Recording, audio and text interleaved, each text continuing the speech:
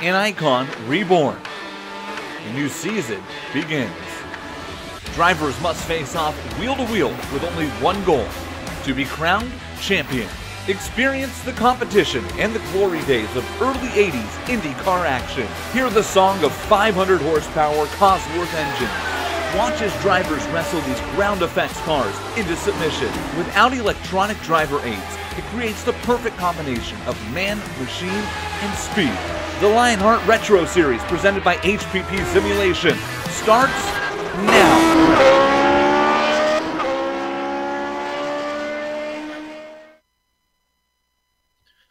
It was a bright, cold day in April, and the clocks were striking 13. Call me Ishmael. It was the best of times, it was the worst of times. I Am Sam. Classic literary beginnings all. The novel, that is the second season of the HPP-presented Lionheart Retro Series, has an opening line no less impressive. From Homestead, Miami Speedway, it's the Butt Kicker 200. One more time from the Sunshine State. Welcome to the Global SimRacing Channel and the Countdown to Green presented by SimPit. GSRC will bring you all the on-track Lotus 79 retro action live as it happens. But first, as cyberspace flows into your place, we'll deliver to you all the storylines, all the stats and facts you'll need to appreciate the Butt Kicker 200 that will immediately follow as we count down to green.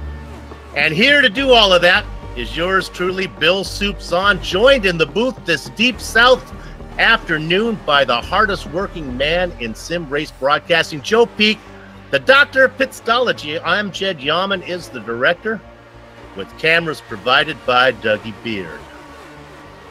Now, Homestead is the traditional opening venue for a Lionheart season. We were just here for the All-Star race, which was on the Roval. This afternoon, we lose the R because it is left turns only on the oval. But folks, before I talk about the track, let me remind all of you that everything during these 15 streaming award-worthy minutes comes courtesy of the Countdown to Green sponsor, the SimPit, an entertainment channel dedicated to sim racing. Its focus is to bring the news, reviews, and information from around the world about sim racing hardware and software. It also focuses on what it takes to be a better sim racer with instructional videos and how-tos that will help your performance on the virtual track. Check it out at thesimpit.com. And speaking of the virtual track, let's talk about the 1.5 mile or sometimes 2.2 mile road oval here on the 600 acres, 40 miles south in the shadows of tropical Miami Beach. Built in an effort to help the area recover from a devastation of Hurricane Andrew. No connection to Andrew Havakech Kinsella, by the way. Opened November 3rd, 1965. 8 years later, the second major rebuilding program of the oval course commenced, and with a $12 million rebanking project that transformed the track from a flat 6 degrees to a computer-designed 18 to 20 degree variable banking system in the turns. For both the Lionheart IndyCar Series and the Lotus 79 Retro Series, Homestead is the traditional opening venue. In the real world, it is the traditional final stop for NASCAR. Now, Florida has no shortage of racetracks, both in the real world and on iRacing, but only one sports 1,005 palm trees in 15 different varieties. And you can see those palm trees fly by as we go on board to take a lap around Homestead, not in the Lotus 79 this time, one last time in the GSRC Dallara, just for old time's sake. Hello everyone and welcome to the Global SimRacing Channel. My name is Brian Yazek and I'll be taking you for a spin around Homestead Miami Speedway in the DW12. Coming out of pit road, you're going to have to watch the wheel spin in first gear. You're going to try to keep it flat-footed right about here at the exit of the grass. Wind it up through the gears and hopefully you get your line perfectly through here into 3 and 4, getting ready for your hot lap. Bringing it down to the bottom, right about where that bottom seam is. Swing it right out here towards the light, and now you shift up into 5th gear, and away you go. looking for a very late entry going into turn 1 here, and you're going to want to find that white line at the very bottom of the racetrack. So, coming off of turn 2, there's a bump out there that the DW12 should run low enough that it shouldn't affect, but would get interesting as the race runs on. Going through here, you have to lift just a hair just to let the car sit into 3 and 4. Once again, bring it right out here by the wall. Now as the tires start to wear out, you're going to see guys move all over this track. So you can see him run right up here up against this second seam. And the nice part about that is if you have a guy just in front of you, you can get a great draft coming down the backstretch off of the top of the track. Same situation going in here into turns 3 and 4. Kind of split the middle there, but you're still going to want to drift up towards the exit of turn 4, bring it right up here towards the fence. Now I did mention that Homestead has a very unique pit entrance as well as exit, because you do have to take the access road. So here's how we're going to get down the access road. Coming off of turn 2, you're going about 209, 210 miles an hour. Dive it off here to the flat part, down, down, down through the gears into about 3rd gear is where you're going to ride this. There's no banking down here, and the car wants to try to slide out. Coming right here to the opening, downshift into 1st, grab your pit road speed limiter, and now you're on pit road at a safe 50 miles an hour. This was your track guide around the Homestead Speedway. My name is Brian Yazek.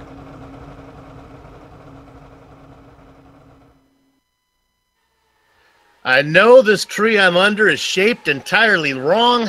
I need to see the gentle palm tree, and I won't wait too long. A lap around Homestead Miami Speedway. Well, it's finally happened. Thanks to Jiminy Cricket, my wish has finally come true. Yes, I am alone in the booth, unencumbered to the requirements to share the mic with the more talented. A filibuster, a superbuster, if you will. No fear, Joe Peak will be here momentarily as soon as he finishes up his duties in the director's chair of another GSRC broadcast. That is just wrapping up right now. Until then, it's going to be all-you-can-eat soup. Now, let's talk about this series here a little bit. The big sister series to this retro series is the Lionheart IndyCar series. They retired their beloved DW12 after yesterday's All-Star race, and will start using the new IR18 to kick off its regular season. But no change here in the retro series, as the weapon of choice remains the Lotus 79, the car that Mario Andretti piloted to that Formula One championship back in 1978, the very same year that Dan Weldon, the man whose memory this series helps keep alive, was born. Now let's get down into the nuts and bolts of what's really going on. This is Season 2, and you can see it is the opening round of 18. You see those 2 little blue dots? That means they get to drop 2 races. Basically, they score them best 16 of 18 events. The car, of course, is the famed Lotus 79. Now, these setups, they are a fixed setup, and that can be a good thing for you, the viewers, because it makes for good racing. A lot of times when you have open setups, the drivers are tempted to put that car on the razor's edge, making it just a bit faster, but just a bit harder to drive. What we really will talk about, and we'll get into more of this as the season goes on, is the incredible cash and prizes offered by not only this series, but the IndyCar series as well. This one in the Retro Series, $4,391 in cash and prizes. Woohoo! That is something to really put in some practice time for. Now, at the moment, the Speedway has 1,005 short-casted palm tree shadows because the sun is tall in a cloudless Floridian sky, and conditions are good both for racing and for our always attractive two-dimensional fans in the stands. We look at the weather right now. Look at that. Air temperature, a comfortable 79 degrees. Track temperature, a little hot because the sky is clear. No clouds to cool it down. 106 degrees Fahrenheit. 80% humidity. That's a little bit dry for Florida, and of course, no fog. Practice is just wrapping up now, so we're just about to get into the 5 minutes of qualifying that will happen.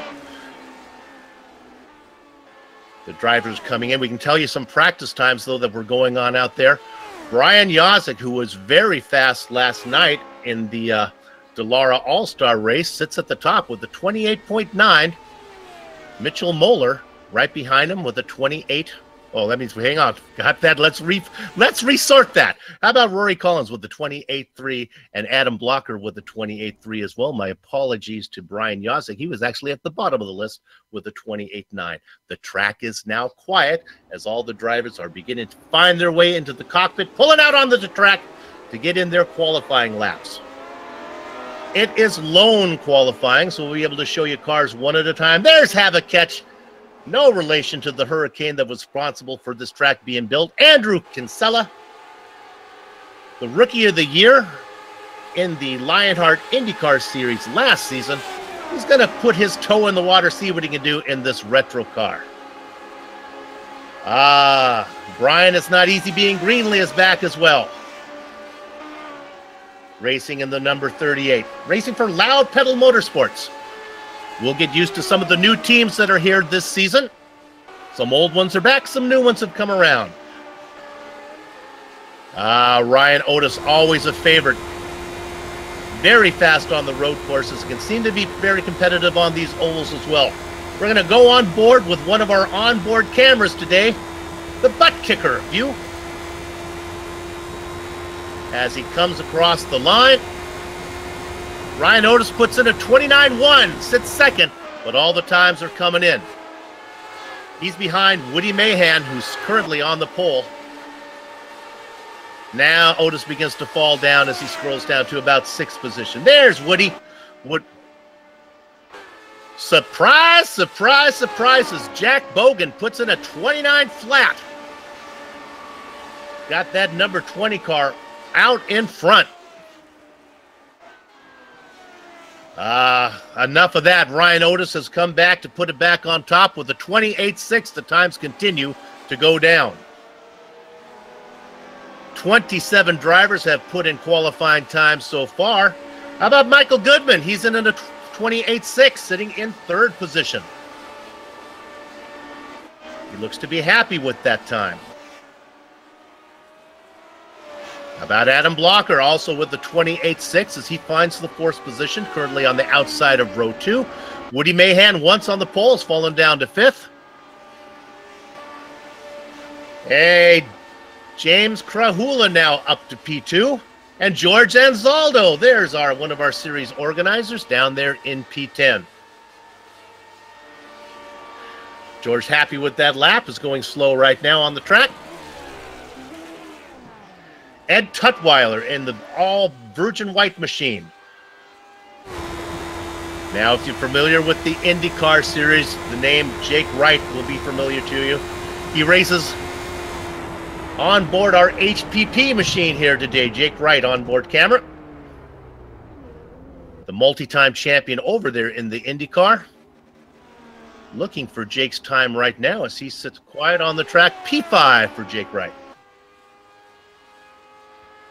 Close enough. Scott Johnson, I believe this is his debut race officially in the Retro Series. Johnson is a common name, but if I remember right, we probably know a little bit of him, possibly from the Championship Motorsports Series. Racing for Skidmark Motorsports. Driving the 07 machine, currently in 35th position. And now we look at GSRC's own Samuel Ryman. Had a very impressive run yesterday in the final voyage for the DW12. Sits well down the list in 37. Some tracks qualifying is very important. Sometimes tracks it is not. This one, you want to have a good time as passing can be kind of difficult here. We look at 21st position now for Ryman, as he must have been listening to the broadcast saying, "Soup, don't worry about me. I got a plan." There's Brian Beard sitting in 30th position. Qualifying is done, so let's take this opportunity before they go racing. We have to remember that it's when it is time to go racing, nothing beats the feel of a true hydraulic braking system. I knew that by heart, and now if I can find it in the script, I know the rest of it from HPP Simulations. Designed and manufactured in the USA on state-of-the-art CNC equipment. HPP's hydraulic pedals and their accessories set the standard for simulation racing. For more information, please visit hppsimulation.com. I'm going to go off the cuff here. I believe those pedals are available this season for the winner in the Retro Championship, and I believe the winner in the Lionheart IndyCar Series, I think they get a wheel. I may have that vice versa, but I think I got that one right. All right, with that out of the way, let's run through. We've done everything. Let's run through our starting grid. On the front row, oh, no surprise to see him up there. It's Ryan Otis inside of James Krahula. Row 2 is populated by Michael Goodman and Adam Blocker. Jake Wright sits inside of Woody Mahan in the third row. Spots 7 and 8, that's George Adams and Big Joe Hassard. Joe Branch and Mark Amick make up spots 9 and 10. Row 6, it's Chris Stouffer flanked by Brian It's Not Easy Being Greenlee. In the Baker's Dozen spot, Andrew Have-A-Catch Kinsella inside of Pierre Niedendegla. The 15th position goes to George Anzaldo. All ribbons and curls in the Sweet 16 spot is Jack Bogan. 17th and 18th, it's Peter Edwins. And he's not in the Van Hansen's meat machine today, but it is Bob Mikas in 18th. 19th and 20th, Ron Hacker and Ken Hacker. We are unsure about the relationship between those two. Let's assume they are, I'm going to assume they're twins as they qualified 19th and 20th. Samuel Ryman in the blackjack position. The Candyman, Dustin Wardlow in the double duck spot. Justin Weaver and Chris Lanini fill up the next row. Robert Bluin, Travis Jaegerliner. Good to see Travis back racing with us. He's down in 26 right now. James Paulson and Rory Collins make up the next two spots. Rows 29th and 30th go to Ed King Tuckweiler and Brian Beard. 31st position is Frank Beezer. 32nd position is James Brandt. Behind them, it's Tyler Groff, Brian Yazik. Oh my goodness, he had a bad qualifying time and a bad practice time and a bad qualifying time to go with it in 34th. Mitchell Moeller, Scott Johnson, Vincent Blumenthal. 37 drivers round out your field, and you see Jesse Vincent. He is up in race control. And I'm pleased to welcome my booth partner. The Super Buster is over. Joe Peak, do you have a copy? I do have a copy. Sit down, buddy. Yes, well, I'm still getting everything all settled in here in the booth because it was a long flight going from Nevada to Florida, but I'm excited to watch this. All right, you take your time and you just butt in when you're all ready to go. I got the pre-race show. I think we set a new standard here. It was fun to do it by myself. We'll talk to the bosses of GSRC, though, and see if I can get a little bump in pay for doing that one. All right, let's get down to business. What you're all here for is the opening round of the Lionheart Retro Series, season number 2 from the traditional opening venue here at Homestead, Miami, and it is Ryan Otis out in front. His qualifying time of 28.628, a little faster than 28.630 of James Krahula. The pace car is in. The two-dimensional fans are standing up. Gather at the chicken steak covering on the cows because the horses are out of the barn for season number 2. And Ryan Otis leads the stampede down into the first corner. They are really in a mess behind him. It is Michael Goodman who moves up into second position. Following back in the yellow car is James Krahula on the top side. He continues to drop like a pigeon. Big Joe Hassard picks up a spot, moving to the inside in the Arctic Cat. Jake Wright on the top side. They are 2 by 2. Back for third position. Up front, though, it's Ryan Otis and Michael Goodman.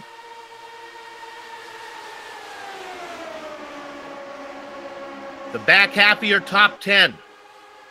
Adam Blocker, Woody Mahan, Mark Amick, Joe Branch under attack right now by Andrew Kinsella.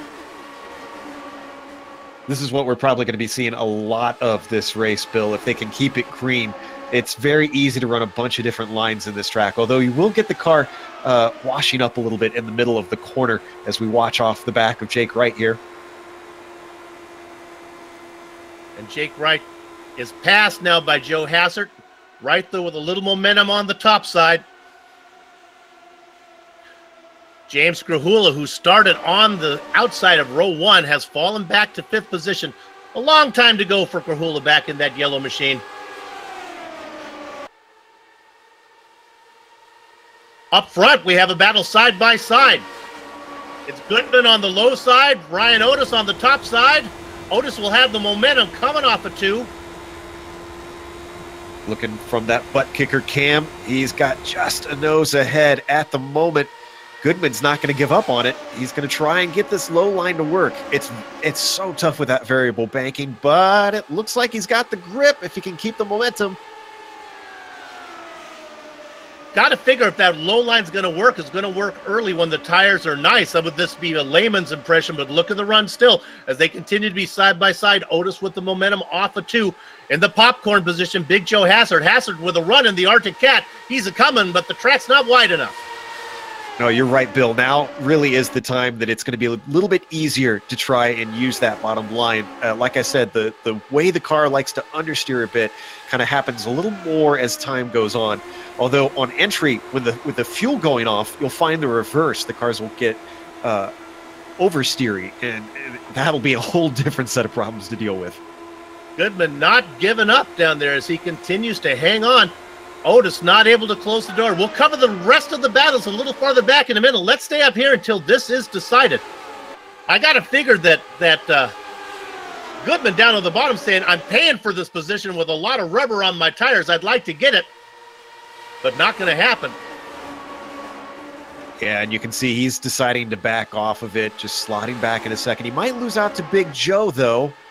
And yeah, look at that. Hassard taking second away. And it looks like Goodman's going to continue to drop. Boy, he could have pulled up there if the spotter, he probably maybe even got a clear from a spotter, but he was wise not to do it.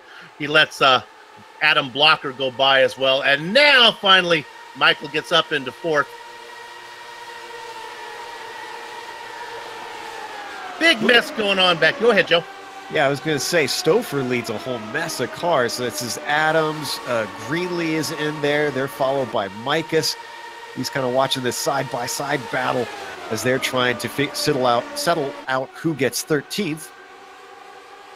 That's Greenlee on the low side, losing momentum to George Adams, gets the run, and following him right behind in that black car. That is Bob Micus. Low line does not seem to be the place to be here early in the run. Things have been staying green so far, so despite all the dicing, this is a nice, good, calm start, relatively, Bill. Same thing happened as you can look ahead to Chris Stouffer. We look at a George Anzaldo side by side. He was on the low line. You lose momentum and they run up on you. There's Stouffer in that white machine. There's that beautiful player's car of Bob Micus trying to run him down, going really high. Now there's somebody taking a move on the bottom, but they can get down there. Joe, we've seen this before. They can get out in front, but the momentum is what gets them. Absolutely. The steeper banking up on that high side is just what allows the car to carry that speed. So it seems counterintuitive, but going up high, going the longer way around, really is faster.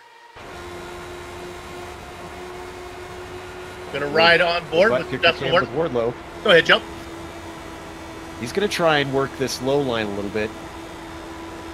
Now the reason that you can get that high line isn't just that the banking, but also the fact that these cars are flat out all the way around here, Bill. There's no lifting. So it is essentially just all about the momentum. There's nothing else really to help you except maybe the slipstream. Green flag racing early on. All this going on behind Ryan Otis now. That has settled down. Yeah, leaders are all pretty much line astern right now, which is not too surprising. These are all the fast guys up here. Otis, Big Joe, Blocker, Goodman. These are guys that kind of know how to play the long game. So they're not too worried about trying to get up to P1 at this stage. So let's tell you what's going on as we bring on our race analysis, brought to you thanks to Lock Precision. Our race today, 133 laps. Now, the max fuel run is 46, and boy, the way they're going, I think we're going to see pit stops at lap 46. 8 incidents, and you lose 3 points in the championship. 12 incidents, you are DQ'd and lose 5 points. But Joe, if you pick up 12 incidents on an oval, and you're still racing, you've done a good job. Yeah, I was going to say, I mean, there's some places where you can rack up 1Xs with the grass out here, especially if you goof up the the pit entry or pit exit. But if you do that 12 times, then you probably did not practice enough in the first place. Single file all the way now. We talked about the top 10. Let's trek back in. We'll run you through the second half of your 20 here. Chris Stouffer racing in 11th position. Now that's Joe Branch in a battle side by side. And it looks like Bob Mikus. You know, Mikus is coming. Little by little, he picks up more spots. Move Mikus up to 12th, Branch back to 13th, and Zaldo in 14th. Yeah, Mikus started back in 18th, so this isn't, you know, a phenomenal climb, but it's just a steady, slow, consistent climb, which is what he needs. He doesn't need to be taking risks. He's just using his pace where he's got it and making the nice, safe moves. He seems to be the only driver that can get down on the low side and seem to finish the pass, although maybe the racing might be a little easier back in the back half of the top 20 than it is up front. We'll finish through here. George Anzaldo in 14th position. We saw a little bit of Brian Greenlee. He races in 15th. Rounding out your top 20, George Adams, Ron Hacker, Peter Edwins, Justin Weaver, and then the winner of last night's transfer race in the final race of the DW12, Ken Hacker, back there in 20th. Ken was second. That was Pierre Daigle that won last night. And Ken Hacker won the transfer race. Yes. I see. Pierre Daigle did win the All-Star race, his first win ever in a Lionheart sanctioned event. Congratulations to Pierre Daigle. Now, our fans might be noticing that we keep seeing fastest lap pop up again and again. And Bill, these are kind of interesting oval cars. They weren't built for the ovals. So as the fuel goes off, because they have such a huge fuel cell, they actually set their fastest laps at the end of the stint instead of at the beginning. So the tires are pretty hardy, and the car is just so light that weight is everything in this machine. Well, Joe, let me ask you this. Is the car more of a handful when it gets lighter with older tires? Oh, yes. Okay. Oh, yes. So you are faster, but you are working harder. Yeah. Well, you're working more. I mean, with it being lighter, it's not necessarily harder work. It's just a little bit more nerve-wracking, I should say. Right on board Dustin Wardlow in the butt kicker camp. Back in 23rd position. Look how close these guys can race with one another, too. You do get some wake on these things, but the ground effects do allow them to try and get pretty tight with one another. You know, Joe, you made the point that these cars were not designed for the ovals, but I'm telling you, they put on some great racing. Oh, it's awesome to watch. If you're new to motor racing, when we talk about ground effects, you may not understand what that is. That's actually getting downforce, making the car heavier just from the shape of the undercarriage. It's a vacuum effect that sucks the car down. Something that was just becoming understood back in 1979. It was pioneered by this car. This was the first car in Formula One to use that, and to incredible effect. It won the championship that year. Now, we saw a little glimpse of Sam Ryman a little bit farther back, but that doesn't surprise me too much. He's running 32nd. That kind of seems to be his MO, as he tends to let the race come to him, and that worked to great effect at the end of last year. He had a good string of top 5 results. We've talked about the top 20 since things are settling down. Let's spend a little bit of time talking about the guys a little farther back. How about we go to 21st position, racing in the blackjack position? It is Jack Bogan. Seems appropriate. The double duck spot is Chris Lanini, a couple veterans of the Lionheart. The Candyman, Dustin Wardlow in 23rd. Go ahead, Joe. I was going to say, my only disappointment of this is that Jack Bogan isn't Australian. He's from the Northwest Club, so. Should be. Rory Collins in 24th. Scott Johnson in 25th. These guys all relatively tight together. Johnson especially trying to chase down Rory Collins there in pretty close quarters. Just ahead of them, we start to get a side-by-side between Lanini and Bogan. Bogan's not able to get past Lanini, but he's going to give it another go with the over-under. We got a good run off of 2, got in the toe. He's about a half a car length up. Not far enough to close the door yet, as we talk about a slide. Does it? Move Jack Bogan up to 21st. Well, he gets it back, actually, from Lanini, as he was there. And rounding out the back that we didn't talk about, Travis Jagerliner back in 27th. Being chased by, well, one of our series sponsors. This is because we should get the camera on. It's Brian Yosick in that HPP machine. I wonder if we could jump up to the leaders after we watch Brian Yosick's camera here for a second. But notice something interesting here, Bill. Watch how the leaders run. They don't run in a straight line through the corner. See, they're going to get line astern here, and nobody's really trying to attempt any passes. Watch one of them prove me wrong. Nope. Okay, good. But watch, they're going to fan out. Everybody just kind of picks a line. Nobody really stays right behind the car head. Remember I said that the wake has a little bit of an effect? It's just enough that it's advantageous. You talked about not wearing out the tires. To just try not stay behind someone so that your tires last a little bit longer, have a little bit better grip. And these are some smart drivers up here doing just that. Boy, you can see Andrew Kinsella there was making a look down underneath for 5th. Passing is so tough here, boy. Track position, it is all going to be about track position today. We're watching from Jake Wright's gearbox on Kinsella's infamous Budweiser machine. Everybody pretty much flying formation. No cautions yet, and we're on lap 28. Wonder if we're going to see some green flag stops here. Now, because these tanks are so big, I think the fuel takes longer than the tires do it in these cars. I would not be surprised to see some guys maybe short fill a little bit just to pick up some positions that way, because, my gosh, it is rough to get around anybody right now.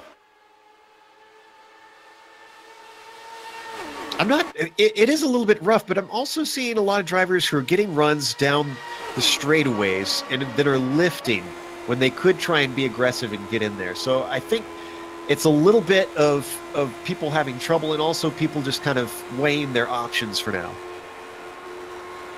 So who is our hard charge, you may ask? Well, it currently is Scott Johnson in 25th position.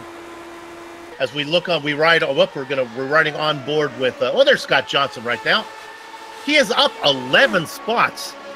Granted, he started at the back of the field where the low-hanging fruit, but nevertheless, nice job. Positions are positions. He's looking on Rory Collins. Is he going to take one more? There we have it. Not able to get it done there, coming out of 4. I can hear the friends and family of Scott Johnson right now complaining about the backhanded compliment that the commentators give him. Nice job on the hard charge and low-hanging fruit all in one. Looking up front, Otis and Big Joe Hassard now looking at him. And Kinsella's starting to take peeks on Blocker. He gets to the inside through 3 and 4 this time. I noticed maybe a lap or 2 ago he did something similar. 1 and 2, he's not going to attempt it there. On board with Have a Catch. I'm going to attempt some front caution. Looks like this is George Adams upside down. A few other cars involved. Peter Edwin's involved in it. Ken Hacker and George Adams. Started with Adams and Edwin through 1 and 2. Let's take a look at the replay. And racing too close. Justin Weaver is going to be the 4th car on the scene. We'll look at it from the top. This will give you a good view.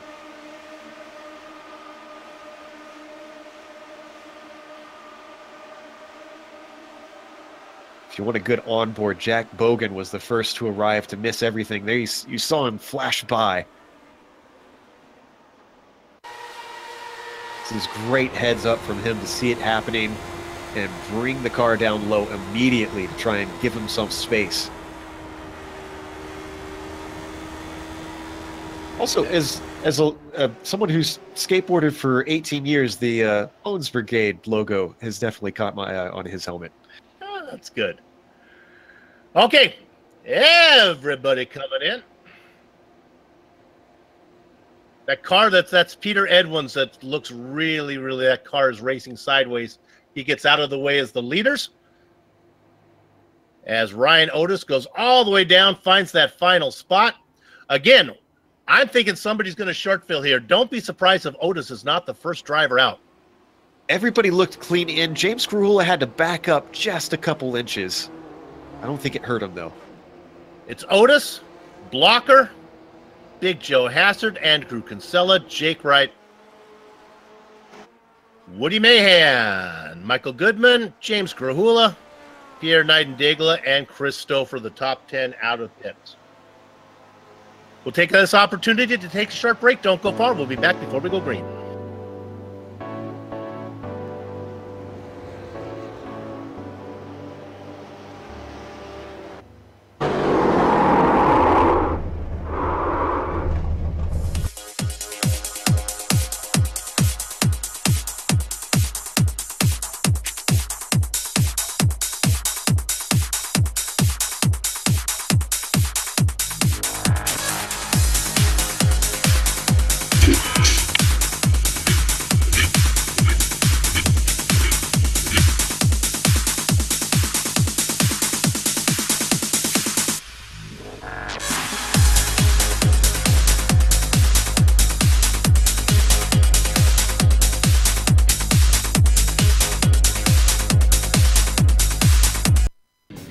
The SimPit is an entertainment channel dedicated to the world of simulated motorsports. The SimPit is a leader in providing the sim racing community with news, reviews, interviews, DIY pieces, and instructional videos to make sim racing a better experience for all.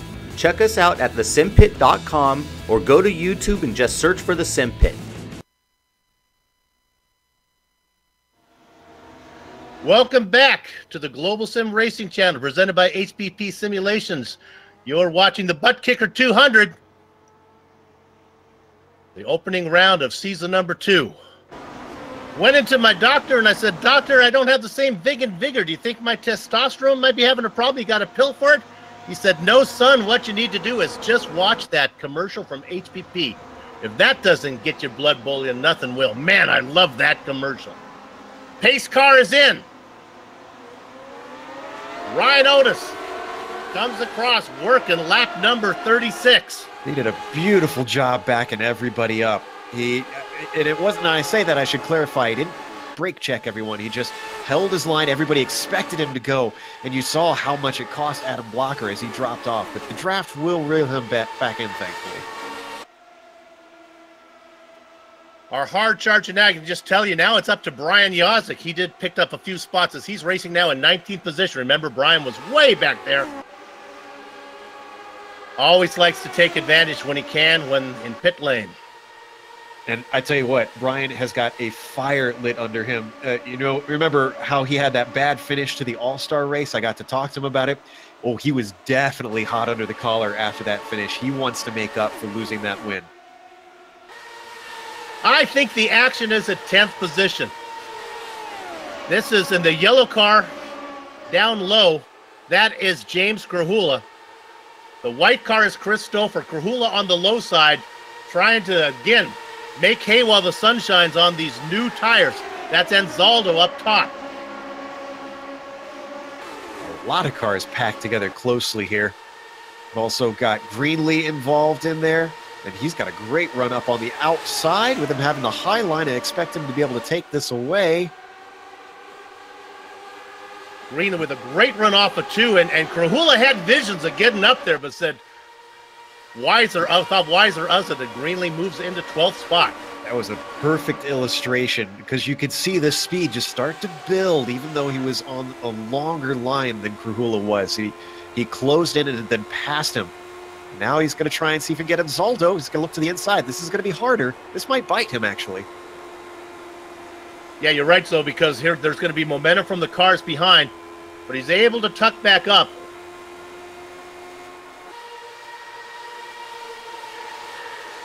A little bit of a battle behind them as well, with Hacker losing a spot out to, Hacker getting a spot from Amick.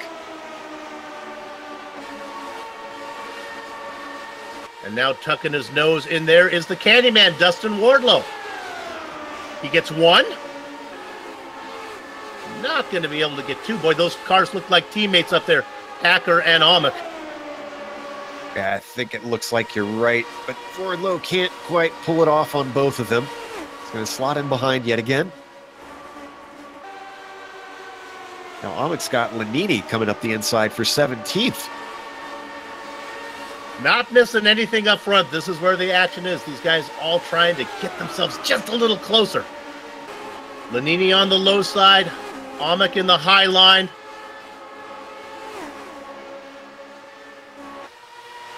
I could be wrong, but I get the feel that the bottom line off of 4 is not quite as bad as it is off of 2. Nevertheless, Amick be able to hold that position as they go down the backstretch. Yeah, and with so many different lines being run, I'm not sure that rubbering in is really going to offer an advantage one way over the other. You're seeing so many guys run low that even though the high line is preferable, it's going to be pretty clean and pretty even across the board, it looks like.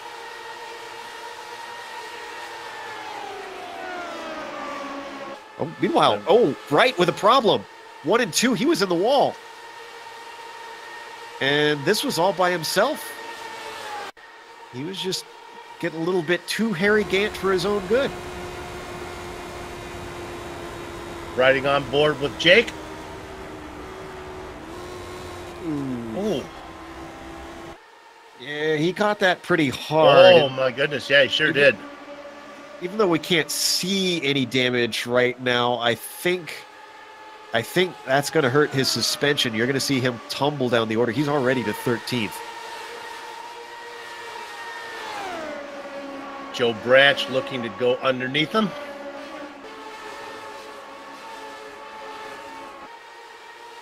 And Branch is going to lead the lap and probably finish the pass here out of 2. Yeah, Jake's best hope right now is he needs a caution so that he can get some repairs done. And even then, he's not guaranteed that that car will be back to 100%. Especially with no fast repairs. Yeah, well, with his talent, that's kind of just almost it's kind of just a leveling BOP. the playing field. Yeah, yeah. So we In fact, look here he back at comes. 17th.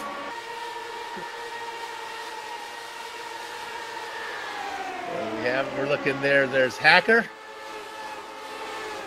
As Brian Yazik likes to put it, he just thinned the car out.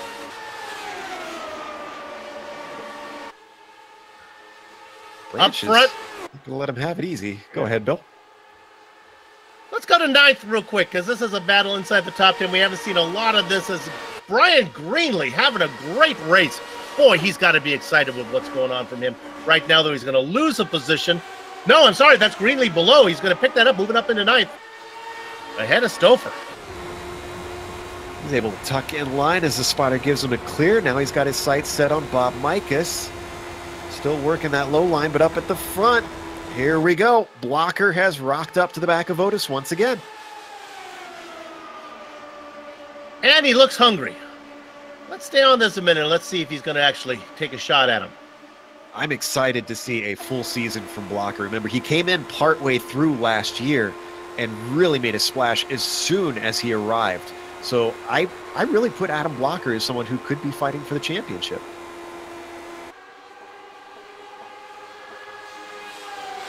Comes off of 4, but I thought the car was going to drift up in the wall, but he's got it. Yeah, it went uphill in a hurry. I think that was controlled, though.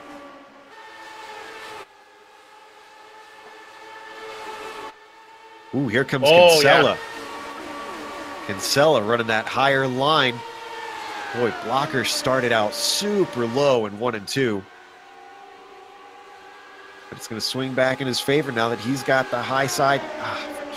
That's a great illustration there, Bill, of just how tough it is to complete it. You can start something, but it's a question of whether you can finish it. And not only that, he had Otis running the low line ahead of him. I think he might have got a little wash from the leader that was one car up. And now this is Mahan taking a peek in there. Oh, it's Frank Beezer. Frank Beezer is in a tumble. He's cartwheeling. Looks like that was involved with Mitchell Moeller. Corner entry, 2 of them just trying to go for the same racing line. And what sent him tumbling is the car of Robert Bluen. Maybe we should get an onboard of him. And honestly, from my angle, it looked like a little bit of net code.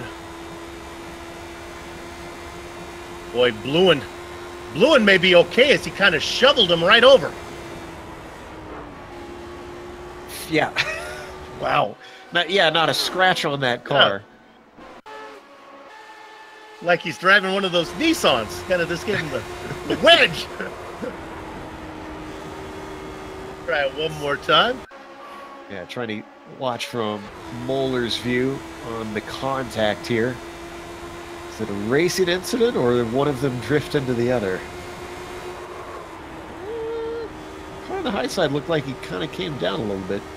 Hard to tell, though. You can never, from the car that you're in, it always looks like the other car is making the move and not vice versa. So it's always tough to make that call until you see a lot more angles. But, Bill, we got pit stops again.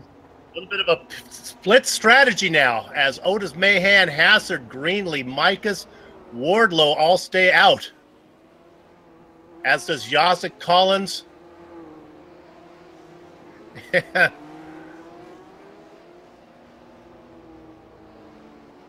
I think these are the cars that are more concerned with just getting the track position at this point. They feel pretty confident with how the car is handling, feel that they could hold someone off. They've got a sense of how well everybody can attack, and they know, well, maybe if I just get the car up there, I can wait on that next caution that maybe will come at just the right time, and I can get myself into the right position.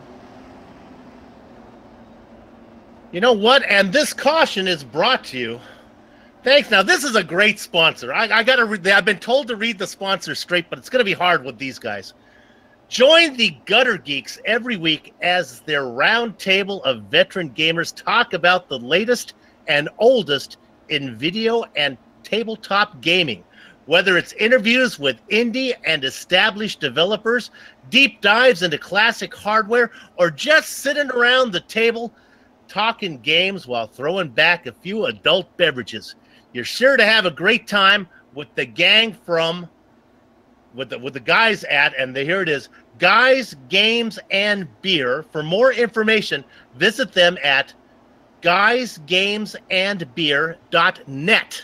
That's .net.com. And let me tell you, I watched a couple of their shows. A couple of those guys talk about .net. They should be thrown in a net and carried away. There is some craziness going on there, especially at the end of the show when they become a little more lubricated, if you know what I mean. I was just going to say, how do we get on as guests on there? Is the alcohol free? Yeah, well, I saw George Anzaldo was one of the guests on there. Oh. Hey, let's go currently to 9th position. My mom taught me never to assume. I assumed that Jesse Vincent was not racing, but look at that. There he is in 9th spot. Up a whopping, I can't do the math, 38 minus 9. Sister Mary Catherine's rolling over in her grave right now. What is that, sister? That's 29. 29, thank you. Worst part is, math was my strong suit. All right. Now, so here's what's up. The top 12 cars have stayed out. We go all the way back to Ed Tutwiler in that spot. You get to the Baker's Dozen spot, and that's where the plot thickens. With Adam Blocker, he came in. He's on 18 laps less of fuel. With 54 laps to go, according to the numbers I was given, you can't get there from here. Well, it's lap get 54. There from here, yeah. Oh, that's see again, math. So we've got about 80 to go, I believe. Well, then I am certain you can't get there from here. Well, and see, that's where it gets interesting. So 46, I believe the people who pitted now, if they hit the timing right, should be able to get it done on one more fuel stop. But the cautions will be the big decider on all of that, Bill. Also, what's interesting, if this was a normal race with normal cars, I would say, and watch out for those guys back in 13th. They're on fresh rubber. They're going to be fast. But from what my partner's telling me, that may not be the case, as lighter fuel may be the way to go. What we'll see right now is Ryan Otis says light fuel is the way to go. as he gets a jump, and he's going to lead the field across, working lap number 55.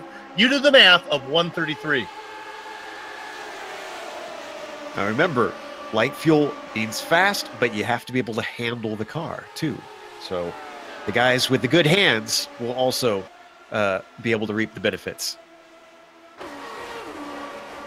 Love that beautiful long-angled Dougie Beard camera shot there. You can see some of the 1005 palm trees that are on this 600-acre facility. Looking at Woody Mayhem. True stat? 1,005 palm trees? I got that from my partner, Sean Crackers Ambrose, so consider the source. We got to be nice to Sean right now. So, all right, riding on board with Woody Mayhem, though. Eyeing up Ryan Otis. Behind him, Big Joe and Greenlee coming together here.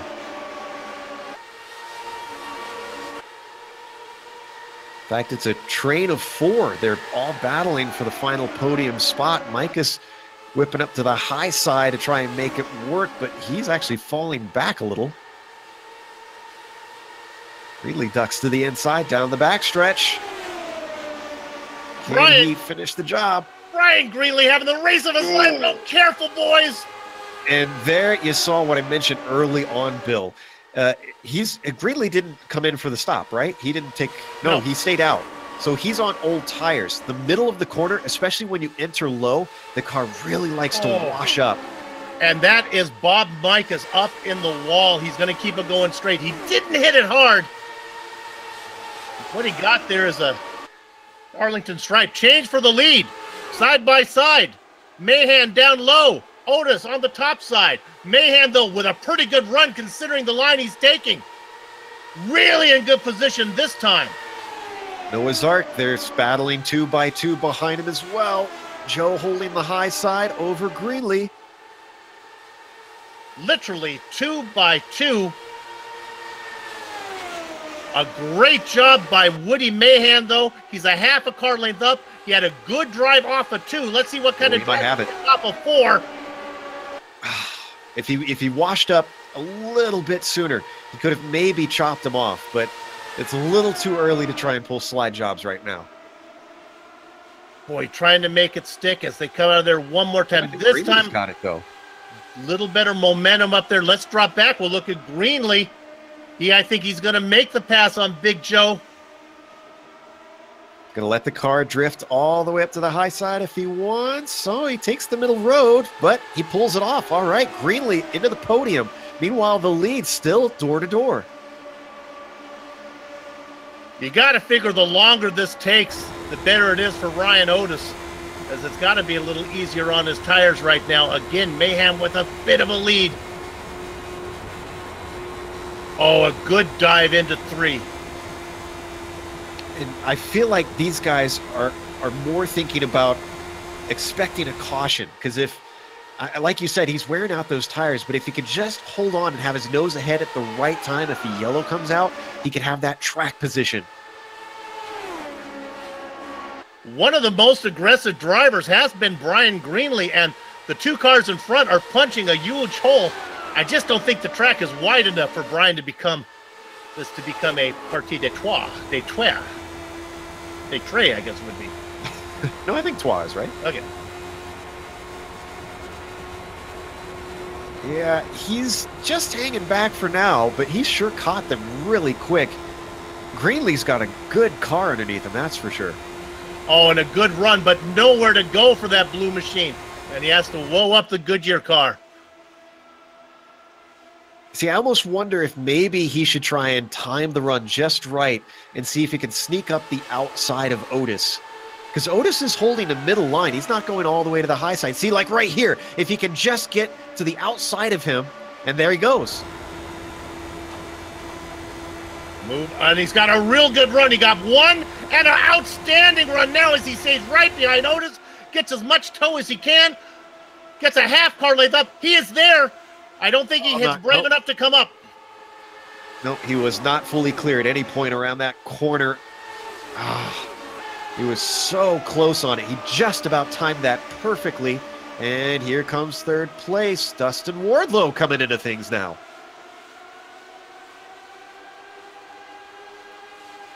Brian Greenlee did not get credit with leading that lap.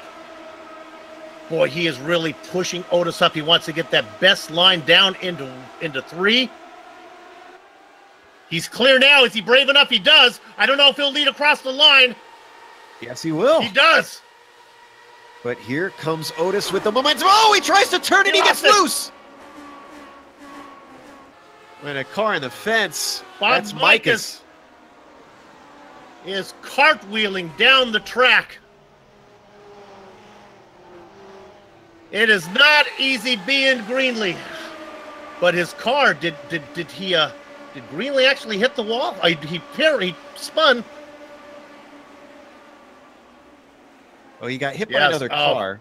Yeah, it was Micah's that he put up into the wall. Yeah, we want an onboard with the Candyman because he narrowly avoided a sticky situation here, just keeping out of Greenlee. Oh, inches there. That's what the butt kicker onboard camera gives you. Wow. Looks like we're going to watch one more angle here.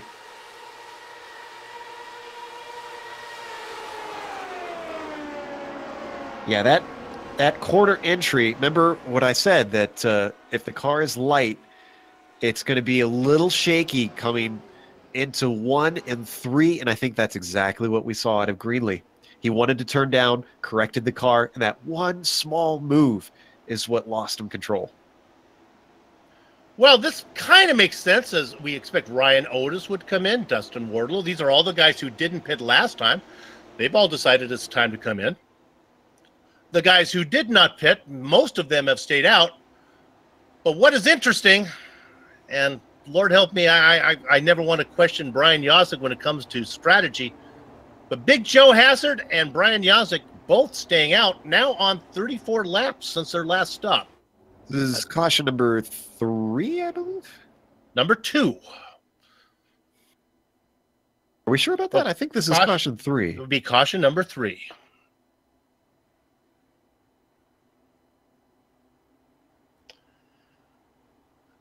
We're thinking about here. I guess what we'll do right now, since all the pit stops are done, we'll take one more break. That way we can go maybe all the way to the end. We'll be back in just a second.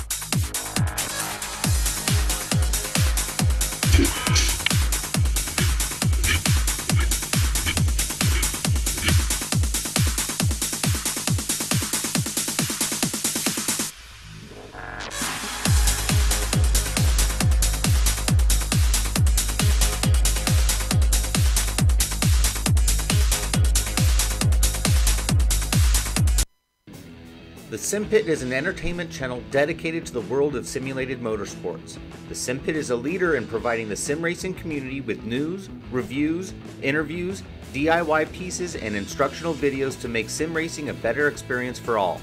Check us out at thesimpit.com or go to YouTube and just search for the SimPit. Always great to see Sean Cole on screen there for SimPit. Presented by HPP Simulations from the Homestead Miami Speedway. Welcome back to the Global SimRacing Channel's coverage of the Butt Kicker 200s, the Season 2 debut from the Lionheart Retro Series. As much as I do enjoy seeing Sean Cole, I do miss his old partner. I believe her name was Jessica Lopez, I think. Pace car is in.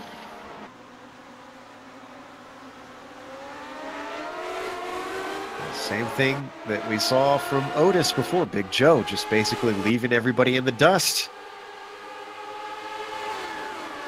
Now, Hassert and Yazik are on 36 and 37 laps, respectively, since their last pit stop. And then the rest of the guys behind him, like Adam Blocker, those are the guys who stopped not this time, but the time before. They're on 18 laps. As we watch up front here, Yazik, my gosh, boy, he sure knows how long his car is. He really wants this clean air, which is what I found so interesting, that both of them decided to stay out when so many cars had come in. Because with them being so far, I mean, at most I could see them going 50 laps. There's a really good chance they could be caught out by green flag stops, and that's going to hurt bad if that happens. They're banking on a yellow coming soon here. And they might be doing a little bit of dancing, too, as Hassard was able to get the pass on the back stretch. Yazik gets the pass on the front stretch. Tell you what, Diago and Kinsella as well, going side by side behind them. You can see in the same shot. Those guys are on the more conventional strategy.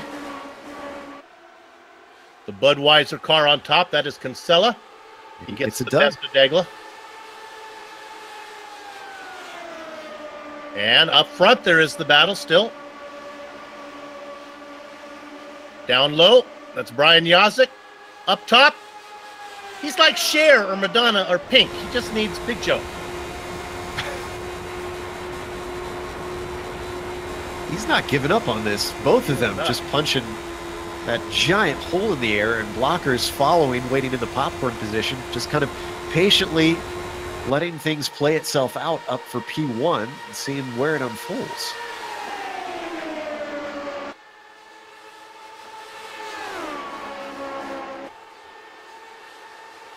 Now, I don't know what advantage they get if the yellow were to come out now. Kind of puts them in the same situation. I don't think, I guess they would be ahead of all these other guys that go down to like 17th position. I guess all the way down to Bluthenthal, they would pit too. Yeah, the guys that, if they go 10 more laps, they're Right. probably not going to stay out, because then they'll be on at least a 30-lap stint. This is a big gamble. But I guess when you start in 34th position like Yazik did, you can roll the dice. And it's nice to get that sponsor a little screen time in the HPP. As we look there at Brian Greenlee, he tried to bring it out, but I guess it was unfixable. Just not fast enough. It's not worth him trying to endanger others' races, so he comes on in. Yeah, this is taking such a specific set of circumstances to work out for Yazik and Big Joe. I know some of my peers are not big fans of Eddie Cheever, but he had one of the great lines that I always love, and that is, luck is a bad strategy. Yep. They're working on a 43-lap stint. Now, mindful that some of those will, a handful of those were under yellow.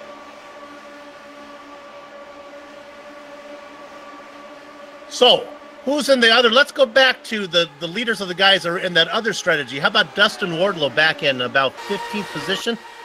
Actually, it's 15th or 16th, depending on when you look at it. Right now, he's in a battle with Travis Jagerliner. The Candyman is the leader of all the guys on that most recent pit strategy. Also in that mix, Ryan Otis. And you can see right now, it's just got them mired down, but it could eventually cycle him to the front if we stay green for long enough, and that's what he's hoping for. Although, look at him move up on Johnson here.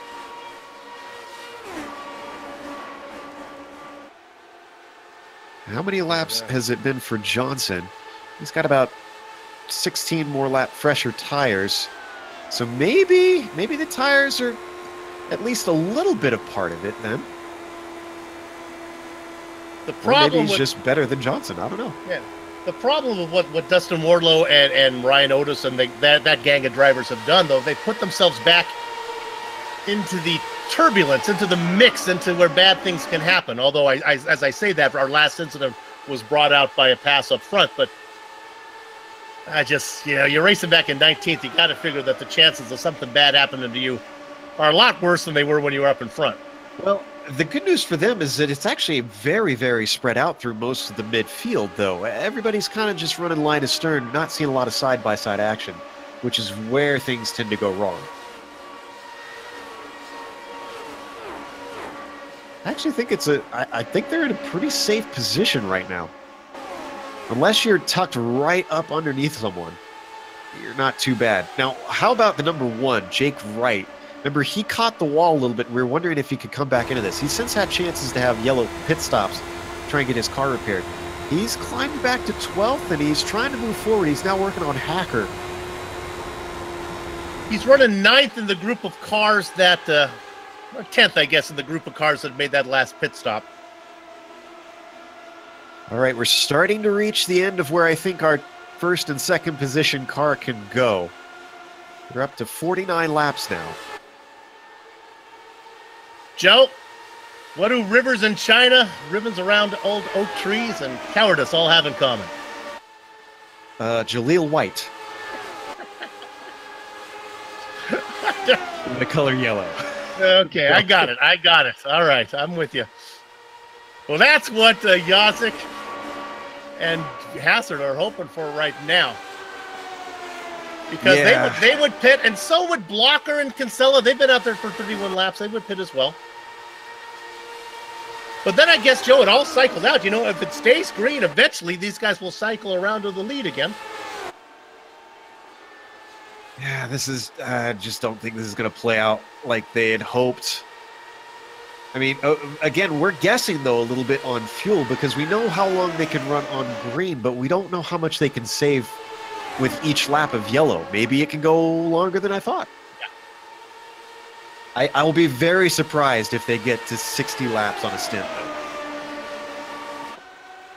Let's look at, Joe, look at those leaders. Are they fighting up there, or are they just... this is well, I mean, the top two are.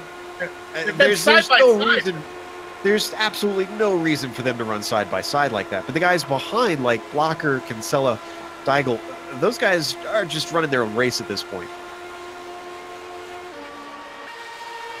Up front, they continue to race side by side. The blue HPP machine, that is Brian Yazik. The Arctic Cat car is Big Joe Hassard. Hassard will get credit with leading that lap. Yazik had credit for leading the last one. Oh, he's finally ducking low, and here comes Blocker. Oh, you know what? I think he's pitting this time. Yep. I think that'd be my guess. And there he goes. Oh, boy. Poor Brian. Well, now all of a sudden his strategy changes. Now he needs us to stay green and have everybody have to come in, and he'll cycle back through to the lead. Great news for Adam Blocker, though, because this should mean Big Joe will be coming in as well. Adam should inherit the lead. Let's see. Coming down the backstretch. He's not. There he goes. Yep, there he goes. So our new leader now, Adam Blocker, qualified in 4th, racing up in the lead. He was a legitimate driver, though, racing right up there with Otis.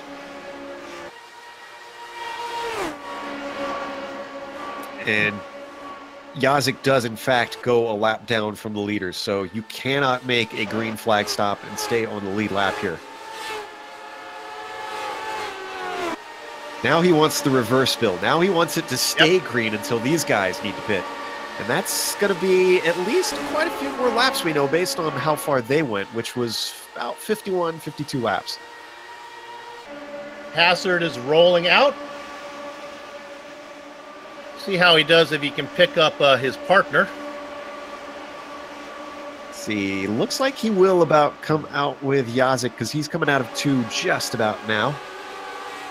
Yazik in 30th position, just ahead of Woody Mahan on the track. And there you can see the blue car going by. That was Yazik. Mahan right behind him, tucking up in there. Oh, Hassard. Ooh, scared Jesse Vincent.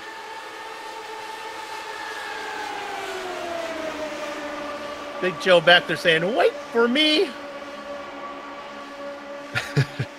Now, and remember, too, these cars are before they had blanket warmers in F1. So they don't have any of that fancy stuff to get them going. These are cold tires when they come out. Boy, you want an indication of how competitive the cars are, though.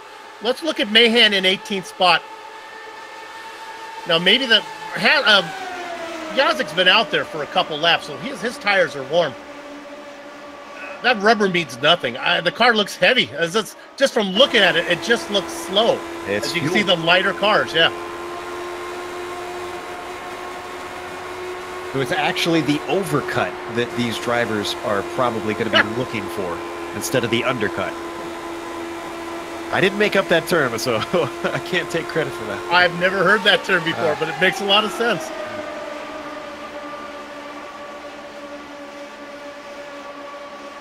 So let's check in on our leaders now, see who we got up there. We'll run those down. It's Adam Blocker. Pierre Degla. Degla started 13th. Nice run from him. In third position, well, let me correct myself. It wasn't Degla. Second position was Andrew Kinsella. And look at this. Stouffer's going around the outside of Goodman. Now, we haven't talked about Goodman since about the start of the race. He kind of disappeared into nowhere, and now he's back up at the front yet again. So I'm kind of... I want to put Goodman as a bit of a dark horse, maybe a guy that just runs quietly and runs his strategy well, and suddenly, next thing you know, he's in it for the win.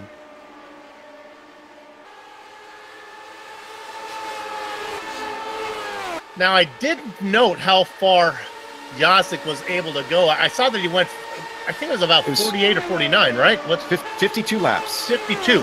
Well, these guys right now are on 42, so all these guys up front here are 10 laps away from having to pit as well. And that's going to give it back to Ryan Otis. Might actually be a little less than 52 for these guys, since I think they'll have one less caution under it than both. Right. Yeah. And let me correct myself. It's not Ryan Otis. The guy that is sleeping is in 10th position right now. It's Dustin Wardlow. He's on the same strategy as Otis, but several cars between him and Otis. Wardlow races in 10th. Otis is way back in, what, 17th? 16th now. So why do I care about Dustin Wardlow? Well, he came in for the pit stop at the exact same time as the rest of those guys, but he has managed to get around Hacker, Amick, Scott Johnson, Travis Jagerliner, and Samuel Ryman. We got Lanini pitting now on 45 laps. Interesting. So he's on the same strategy as all these other guys. So why is he pitting now? This is interesting. We've seen there's no undercut advantage to be had. He's at risk of going a lap down. So either Lanini caught some damage that we missed, or he's figured something out that we haven't. Well, he'll be good to go from here. Now, Brian Jacek is coming out of corner number 4. And Lanini is just rolling. These guys will be good to go, I think, to the end. So maybe we can watch this. Lanini is coming up to speed. Jacek is out of 2. Jacek isn't close enough to get him, though. He's going to be slightly lighter on fuel. Adam Blocker setting the fastest lap. That purple just keeps flashing time and again. Lanini finally settles in as Rory Collin goes around. Lanini's going to sort into 27th. And he's about a second and a half ahead of Jacek. Why do we care? Why do we care about 27th position? Because those are the guys who are good to go to the green, we think. And see, that's what I was missing, maybe, is he's thinking forward if we get a green flag run to the end. But he's a lap down. Yeah, that's interesting. Well, we got another one ducking off. Looks like Stouffer this time. And see, that's where it gets a little bit interesting, Bill, is because if you pit earlier, well, unless you, I guess you'd probably fuel it up with the estimated fuel for the end. Actually, never mind, ignore me. I was going to say you'd be on lighter fuel, but that's only if you fill up fully, which I don't know why you would for the end. This is why I'm not a strategist, Bill. He's going to take... He needs to know how much fuel is in his car and how much more he needs to go to 33 laps. Stouffer is in, and here comes Ron Hacker. This is our profile driver. Usually that's the kiss of death, and we need to get to those profiles early before something bad happens, but not today, as Hacker's still out there. Take a look at that now as he comes in the pits. There's a little videotape of Ron Hacker out there. Rear starts, he's at 13. Total incidents, 37. That's an interesting thing to track. Incidents per race, 2.85. They do it a little different here in the Retro Series since there aren't quite as many stats. His first start was right here at Homestead in Season 1. The very first race of the series, actually. And his best finish was 11th.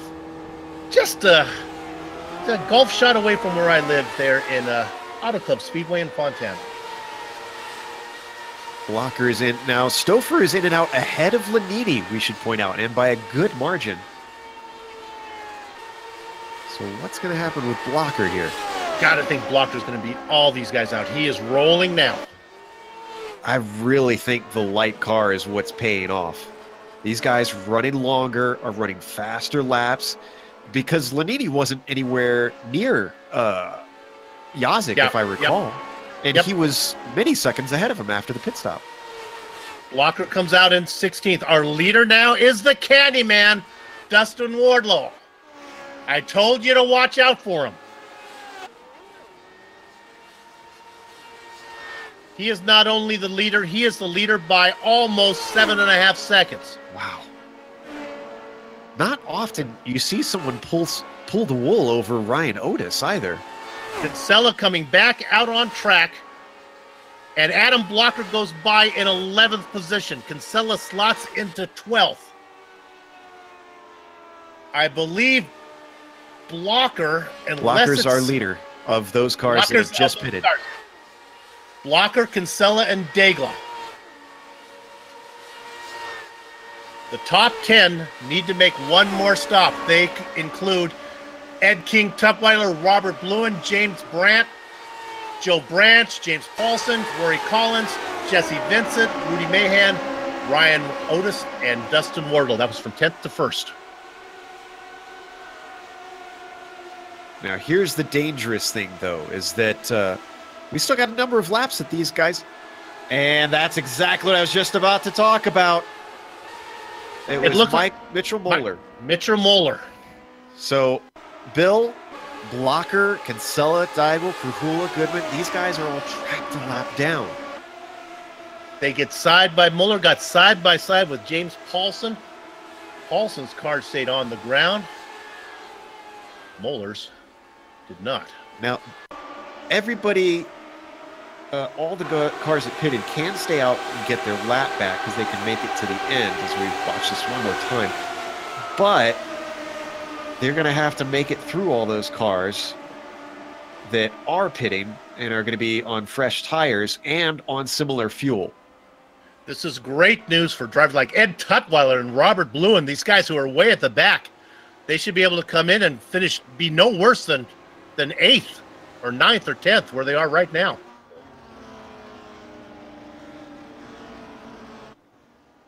This worked out almost perfectly for Wardlow, Otis, Mahan, Vincent.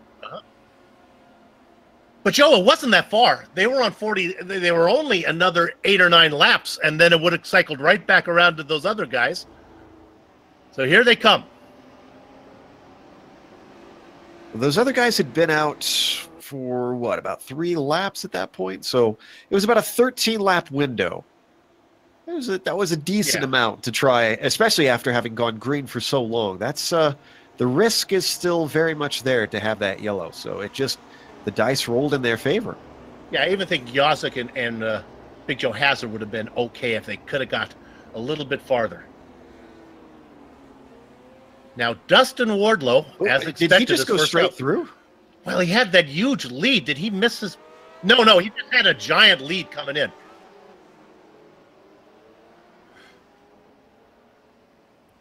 So,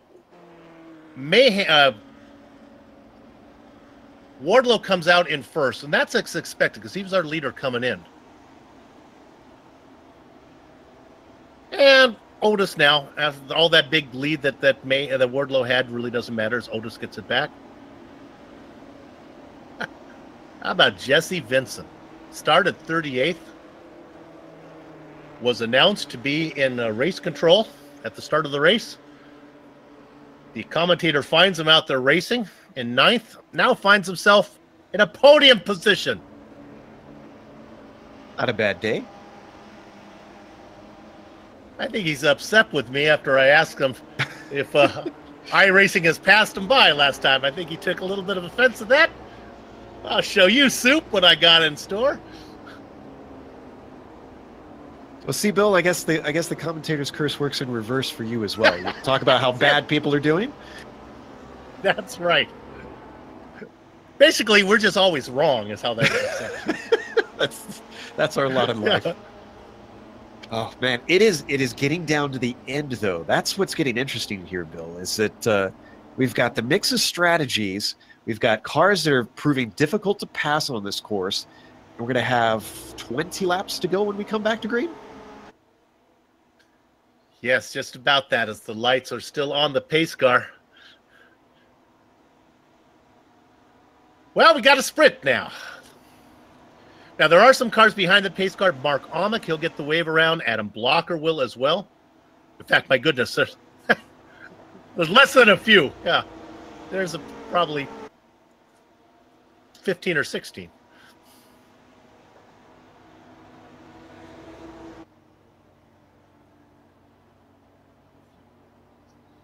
And they come around. What a great opening round here for the Lionheart Racing Series, the retro car, the Lotus 79. There they go. This is a great improvement on the first season, which was to be expected. The first season was a bit of a caution fest because there was a lot of drivers new to Lionheart and new to racing this car on ovals as well. Now we've got a lot of experienced people in here.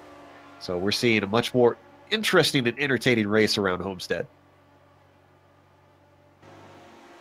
Give a shout out right now to my partner, Sean Ambrose, who's driving somewhere between New York and Texas right now. Oh, he's arrived. He's arrived. Okay, well, Sean, if you're watching, give me a call on the phone here, and I'll put it up here, and you can yell out, "It's time to boogie." He loves to do that when there's 20 to go. Joe, I'm going to let you have the honors, all right? Do a good job. All right. Well, I wasn't alive in the 70s. Do you still have your platform shoes and your rhinestone jacket? I do. All right. Well, you better get it out then. It's in the closet. I'll need two of them sewn together to fit, but I'll figure it out.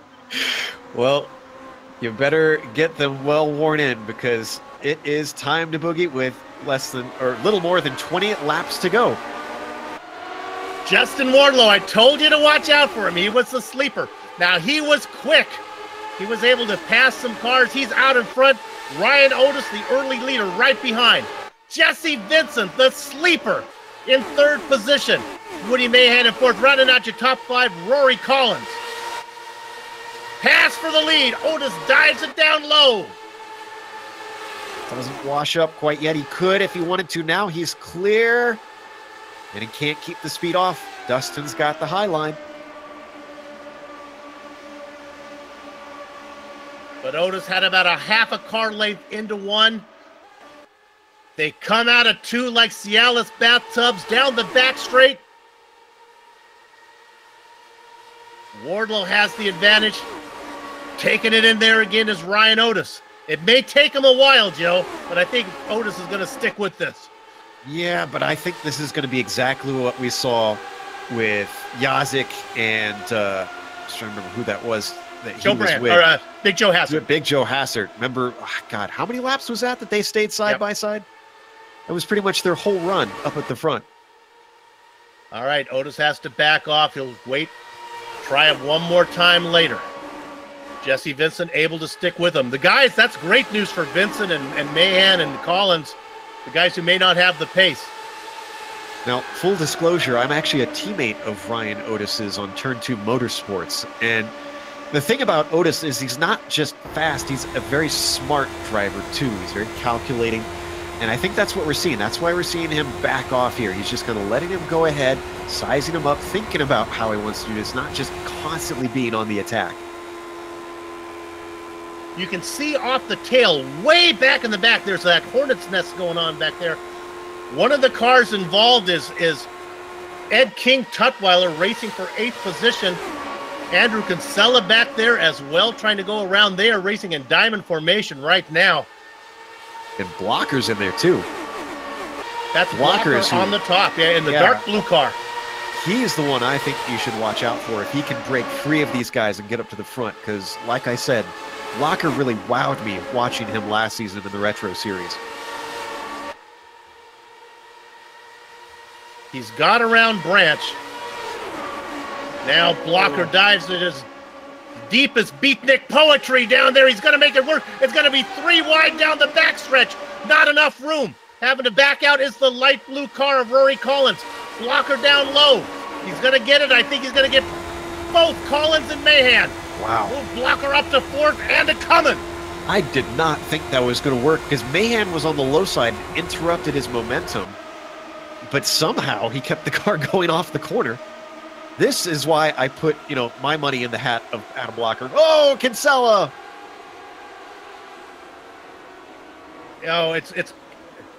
It was Kinsella got into the left rear. Collins turned him around. Robert Lewin, unfortunately, took the brunt of all of that, too. He got into Collins. Find it one more time. Oh, Rory was having such a good run. Up so many spots.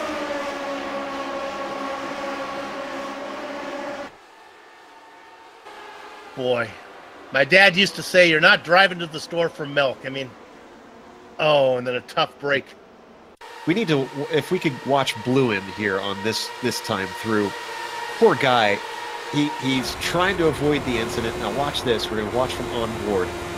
He can see it coming, but just can't get out of the way in time. And then it doesn't end after that. We need to stay with this. Whoa!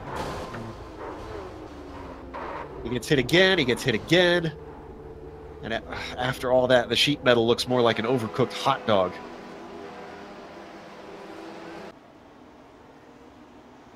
And we come back live. So, does anybody pit? I can't imagine anyone's coming in. They're happy where they are. Nobody is coming in for anything at this point. Unless you have damage, if they got a crew chief, they're yelling at them, stay out, stay out, stay out. This is very bad news for Dustin Wardlow and Ryan Otis because I think Joe had spotted the car to watch, and it's the car currently in 4th, Adam Blocker. That car seems to be on rails.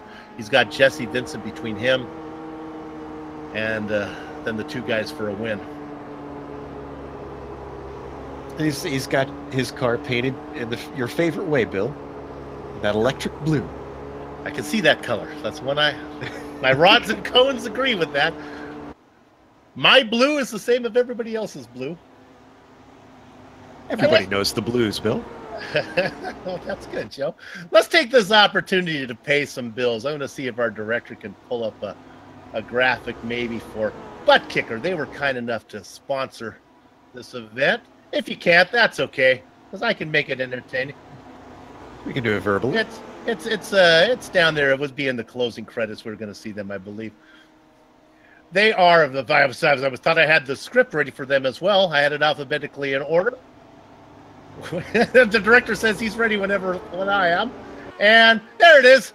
The Butt Kicker. The Butt Kicker products add instant immersion to any game. Unlike a subwoofer that moves air, that makes sense, right? And loses accuracy and force, the Butt Kicker actually moves mass, producing, I don't know what this word means, a haptic immersion that's powerful and accurate. Joe, you know what haptic means? Hold on, I'm pulling out my phone. Okay, that's right. Well, whatever it means, it's good because it's haptic. Butt Kicker products add that missing driver-to-car connection, bringing more realism and immersion to your sessions.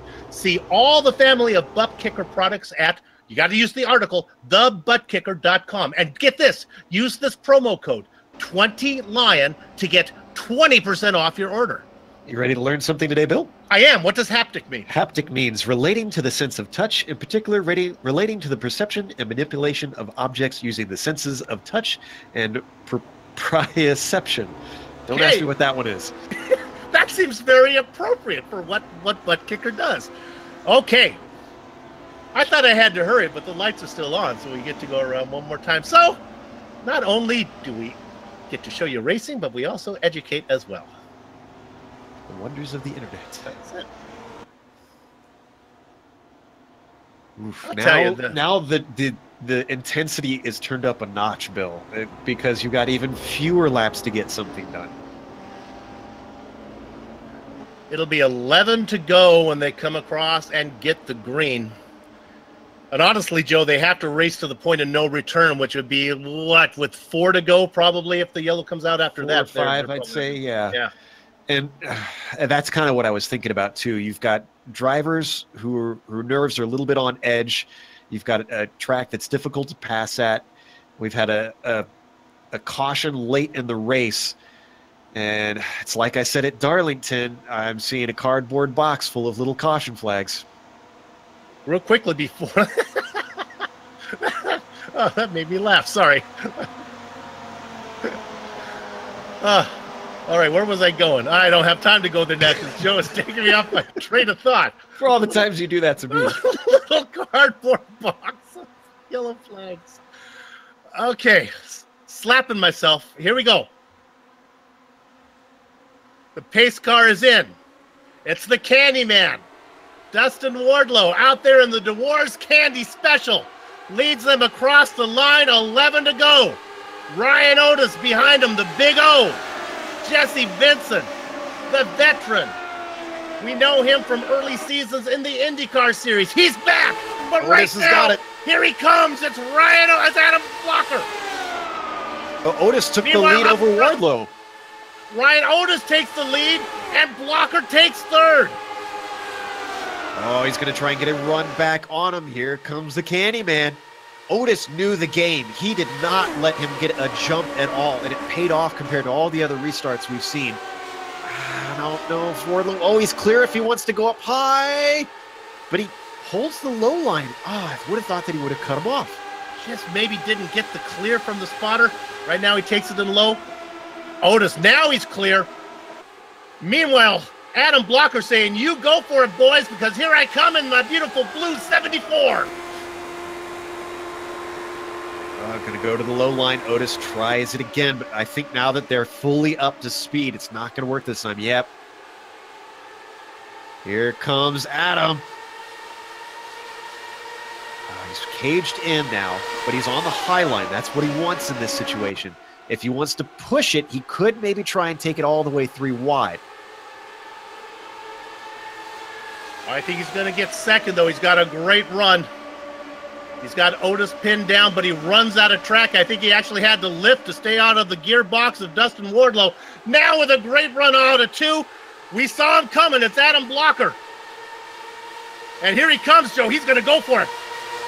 Ducks to the low line. Can he clear him? He's clear if he wants it. He stays low. He stays low. Now he drifts up high. Line in the sand, Bill. First race of the season. Adam Blocker is already going for the win.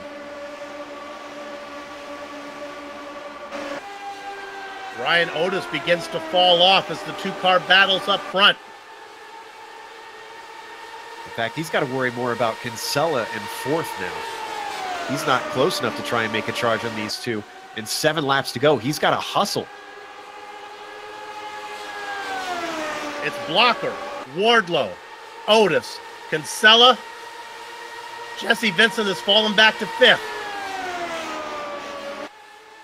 Wow, what is Blocker doing different that he's holding this low line, making that low line work so well? Wardlow's getting a run. Get around him, though. Blocker pulls up in the first half. He's clear of him if he wants it, but he holds low. What? Wow.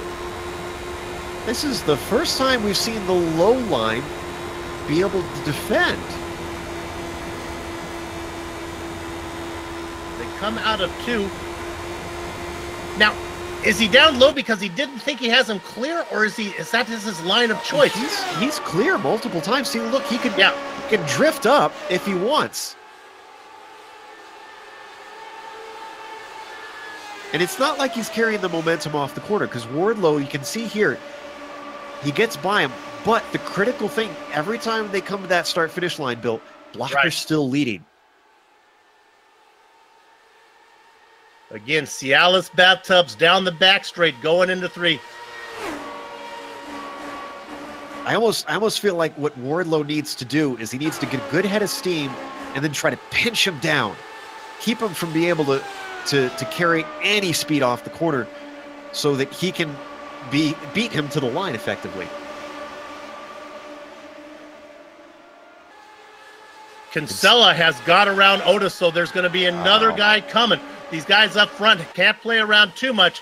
3 to go right now. If a yellow flag comes out, it's all over. Everybody behave. Let's get this thing finished under green. I don't think I've ever seen Otis drop off like that. Something must be wrong with his car. Oh, and Tutwiler is in the pits. He must have had a huge tumble.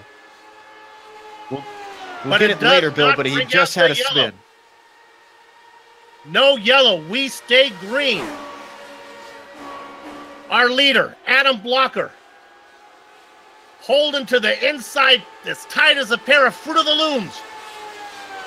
Dustin Wardlow up on top. Blocker got credit with leading the lap. They come out of 4. They come out of 2. I apologize. Now down the backstretch. Here he comes. Wardlow on the top. Blocker on the low side as they go through 3. The start-finish line is coming.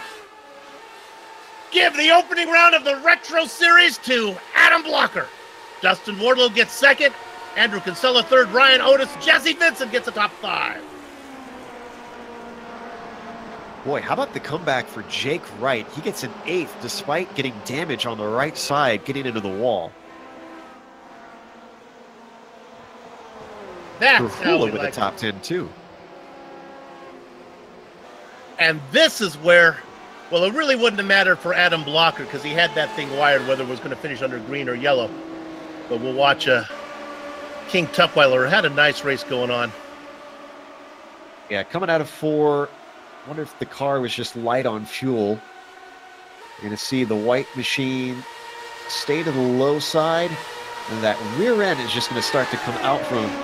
And he gets a little bit lucky. Actually, everybody gets lucky that the car goes in. Oh, he touched the apron, it looks like.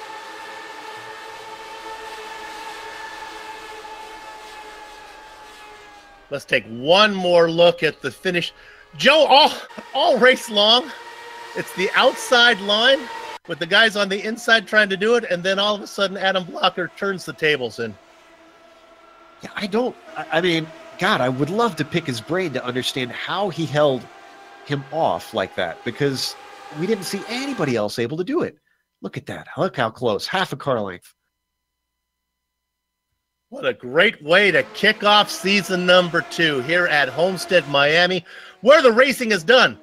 But our broadcast is not done. Right now, we're going to take a short break, but we will return in a few minutes for the Plasma Tracks Victory Lane post-race show, where we'll run down the entire finishing order of the Butt Kicker 200. Talk to some of the drivers, give some love to the sponsors, and then put a lock on the gate. Back in a few.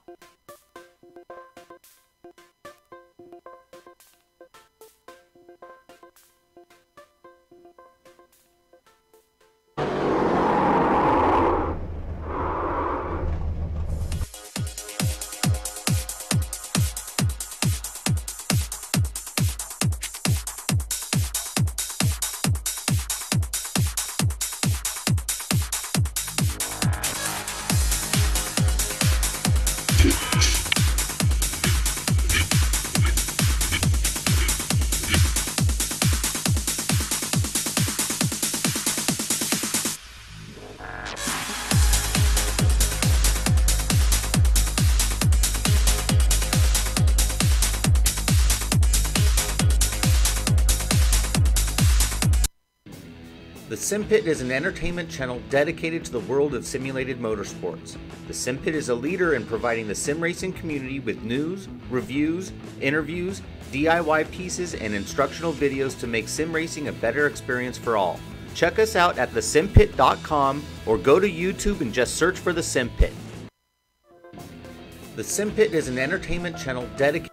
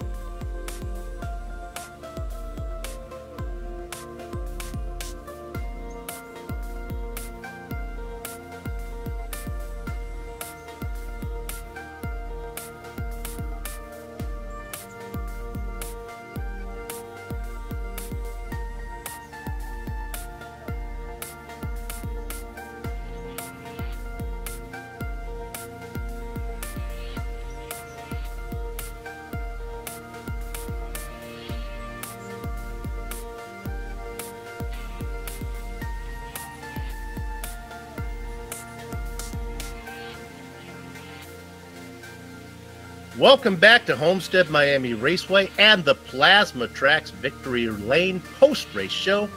If you're struggling to find something for the person who has everything, I have the website for you. Plasma-tracks.com not only produces original race art for your wall, but motorsports trophies, wall decor, and motorsports fabrications are also available.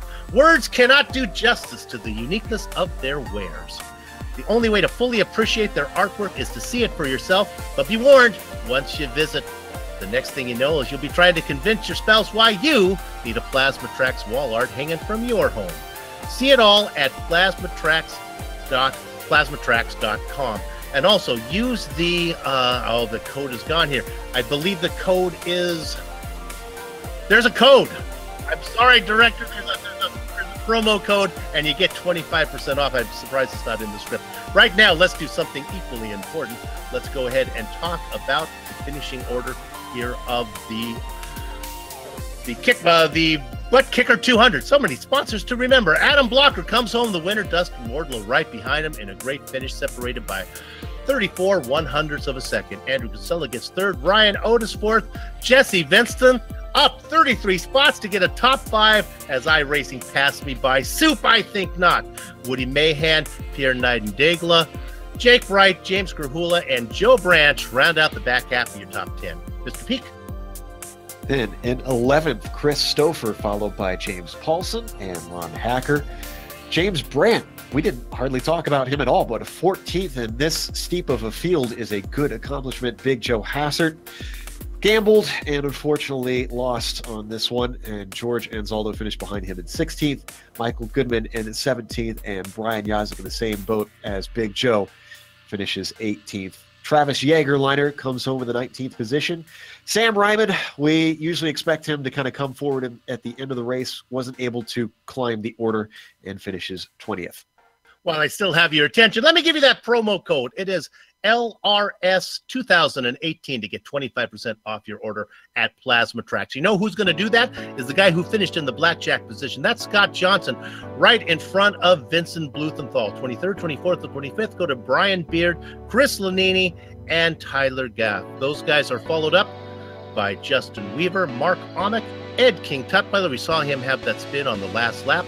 29th, Rory Collins, Robert Bluen in 30th. Joe? And 31st, Mitchell Moeller, followed by Brian Greenlee. Oof, bad day for him. Same for Bob Mikas. In fact, a bunch of these guys, or all of these guys, DNF'd at the end. Jack Bogan, 34th. Frank Beazer, 35th. Ken Hacker in the 36th position. Peter Edwins in 37th. And George Adams, the last car, in 38th. I've got a hold of our race winner, Adam Blocker. Adam, congratulations on winning the season debut. Let's get right to it. All race long, we see the top side the fastest way around. People going down below can't get it done. You turn the tables and decide, I'm going to race down below. Yeah, I found something there halfway in the race when I got, or a little bit after halfway when Andrew and I and a couple other guys got caught out, or got put in the back because of pit strategy. I just figured it out finally, and it seemed like there was a lot more grip if you just went like a quarter of a line below where we were running, like put your wheels right on the white line. And it just worked. I mean, in general, you wanted to be wherever clean air was. So if you were in traffic, or maybe at the beginning of the stint when the car has less grip, the high side was definitely better. And I thought that for a long time. But then Andrew was telling me how good the bottom side was, and when I got to lead there for a few laps in the middle of the race on strategy, I got to practice my line a little bit without a whole lot of pressure, and that was really a big key to it, because then when I got back in traffic, I knew what had the most grip and was able to utilize it. While you're racing, how aware are the other cars' strategy? Are you able to see, okay, Yazik and Hassard, they're off doing their own thing, and then I'm in this group and the other guys are 10 laps behind me. Are you able to figure that much out, or are you just racing? Yeah, I mean, that's part of the, being with a team like me, Stouffer, Kinsella, and Branch were talking about the whole time. We knew exactly, we knew that, like, with that one restart, Branch and Wardlow had about 2.5 gallons left, and we knew when they were going to have to pit, and we knew what strategy the other guys were on, and I think we were on the best strategy, except that the caution just came out at the end. this penultimate caution at like lap 100 or 105 or something like that. So we got caught in like 11th, 12th, and then Kinsella and I just stormed through everybody. I was really surprised that we were able to make up that much ground. I definitely surprised myself. Didn't think I was going to win that race. But Adam, I don't have my stats in front of me. Do you have a Lionheart win? I have a lot of retro wins. A lot of retro wins. Nothing over in the IndyCar. Okay. Well, no, I haven't won an IndyCar race yet. Well, are you racing over there this season as well, right? Yep. Yeah, I got close on a couple of road courses at the end of last season, but couldn't quite make it happen. But definitely optimistic. I've been practicing my IndyCar in the Open Series over the winter. Had some success there, so hopefully I can carry that momentum into the IndyCar series. But also hopefully I can carry that momentum from the last 2 retro races into that too. There you go. You can't do any better than start the season with a win. Congratulations. Good luck the rest of the way. Yeah, thank you. Just want to thank you guys for calling the race, and thanks to my teammates for helping support me through the race. And we all had a good result. Adam Blocker, your race winner. Joe? We have second place Dustin Wardlow waiting in the wings to talk to us about his attempt for the win. But first, Dustin, I want to ask you about that incident with Greenlee ahead of you. Was your heart in your throat when that happened? Well, sometimes those things happen so quickly. They're over and done with before you even realize what happened. So fortunately, he moved right out in front of my car at just the right time, and all I had to do was not panic. So it worked out. I'm sorry for everybody who got collected there, and Brian was really strong in practice. So sorry to see it happen, but yeah, no, I was lucky to get around it, and I think anytime you finish up front, you need some breaks. So that was a good one. Also, I wanted to say thank you now that I finally can face-to-face here for the Dewars over the holiday. That was a bit of a surprise for me in the mail. But also wanted to ask you about that last stint between you and Blocker for the lead. Were you as surprised as we were that he made the bottom work? And did you pick up any tips from that after the race? Well, I realized that I could also make the bottom work earlier on when I was moving through traffic after my last stop or the second, I can't remember which stop, but anyhow, Otis and I cycled out in 20th and 21st, and I was able to move through the field and utilize the bottom as much as the top. But there on the last stint, I did not take tires on any of those stops, and I felt the car kind of wanting to come around, especially on light fuel. So especially on that last restart, I kind of left the bottom open, not wanting to get the car sideways. And I didn't want to chance it either with Blocker. He's very fast. I thought about backing off in 4 and catching a draft and going down low into 1, but it was such a big ask of those tires. I didn't want to chance it.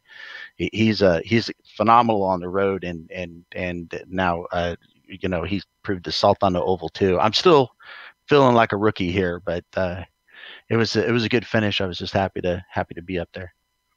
Well, for feeling like a rookie, you had a fantastic drive to get second place. Does this bode well that you think you can take a win at some point during the season?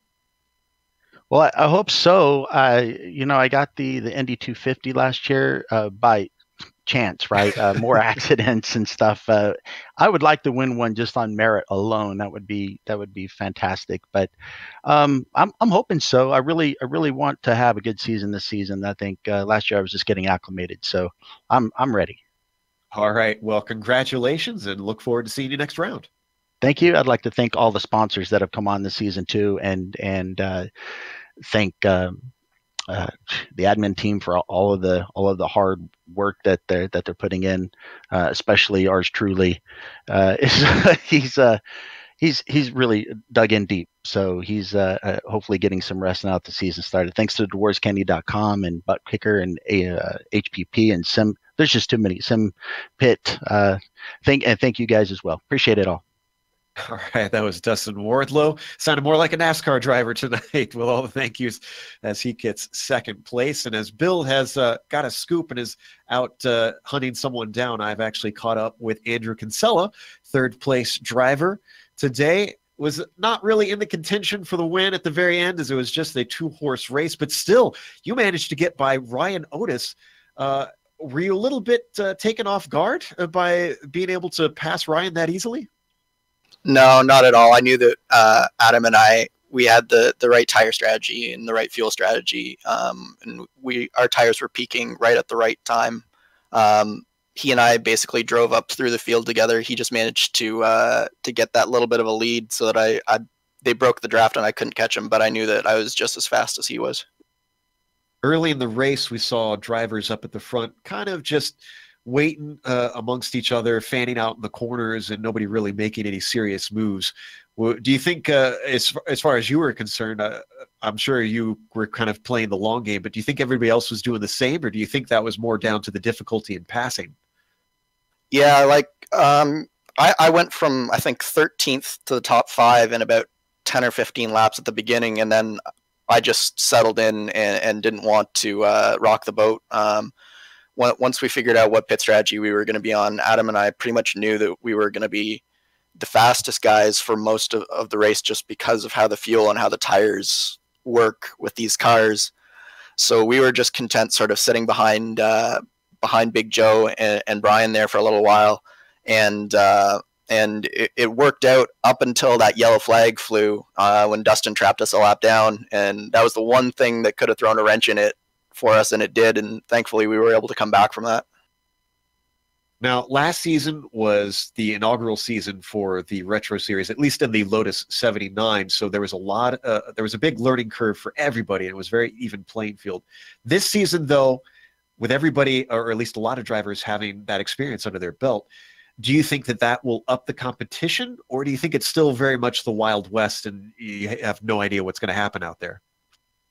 I think it'll be a little bit of a combination. I mean, we have, I think it's 20 rookies or 20 people eligible for the Rookie of the Year championship to start the season. So there's a good mix of seasoned veterans and rookies looking to make a name for themselves. So I think it's going to be a fantastic season, and I can't wait to be a part of it. All right. Well, congratulations on a podium, and look forward to seeing you next race. Yeah, and I do want to say sorry to Rory Collins there. It looked like he sort of drifted down a little bit, and I don't know if he wasn't expecting me to be there, but he was having a heck of a race, and I hate that it ended that way for him. And I know it's even tougher when the other guy sort of goes on. It definitely wasn't my intention. I was just trying to hold the middle line, and I think he thought I was on the bottom or something. But definitely sorry for ruining his race there. Nobody likes to cause a bad incident for another driver. That was Andrew Kinsella, who finished 3rd today. And next, I believe Bill has caught up to Jesse Vincent to talk about his race. I do. Jesse, we talked last night. I said maybe iRacing has passed you by. I guess you told me a thing or three today. Yeah, I mean, part of it was strategy. Part of it was, well, I'm not really going to say part of it was just passing a bunch of people, because passing's hard here, I figured out in this car.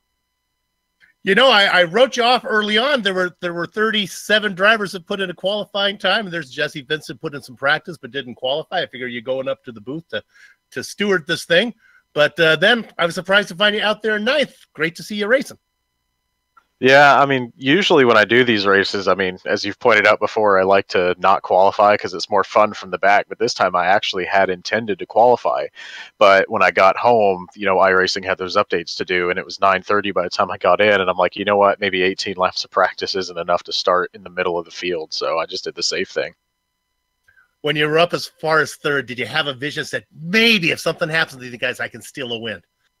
No, because when I calculated the fuel from when we were going to go back to green, I was like, crap, I have 4 gallons to spare. This isn't going to go well.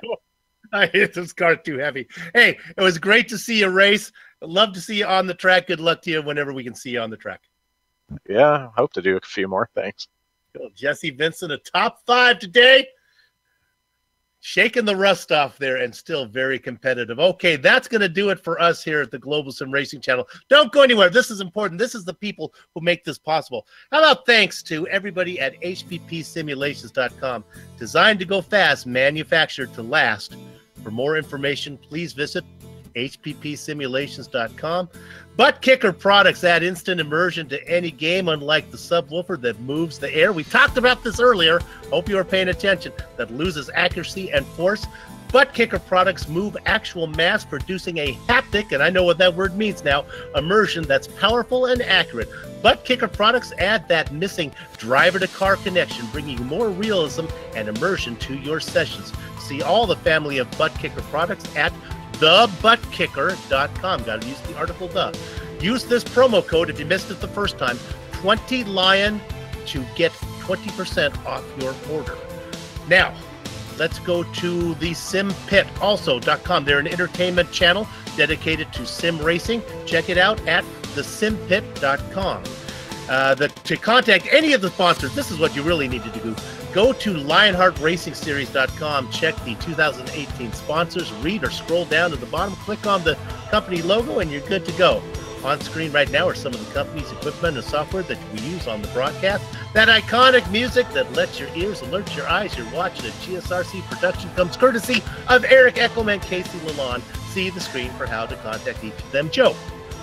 The Lionheart IndyCar Series returns in 3 weeks, April 28th for round 2 from Watkins Glen. So that is going to be excitement, a lot of drafting there as well, but with left and right turns. We also have all of our other broadcasts on screen, so check those out and mark them down on your calendar. If you'd like more information about GSRC, you can find it at www.globalsimracingchannel.com. We're also on Twitter at GSR Channel and Facebook at /Global Sim Racing Channel. You can find us on Instagram now as well at GSRC_Graham. And while you're here, don't forget to subscribe to our channel. That subscribe button is right there on our YouTube page. What do we do on Instagram? Do we take pictures and send them to people? You'll have to ask our social media guy. Okay, I'm going to check that out. Things are happening around here. Finally, on behalf of the man whose voice you just heard, Joe Peak, our director. Oh, no, the man who's Joe Peak, and our director is Amjad Yaman. Dougie Beard is our camera artist. And I'm Soup Zahn, and you know who you are. Thanks for watching. With that said, we're off to have fun storming the castle. Until next time, race clean, race hard, and we'll see you on the track.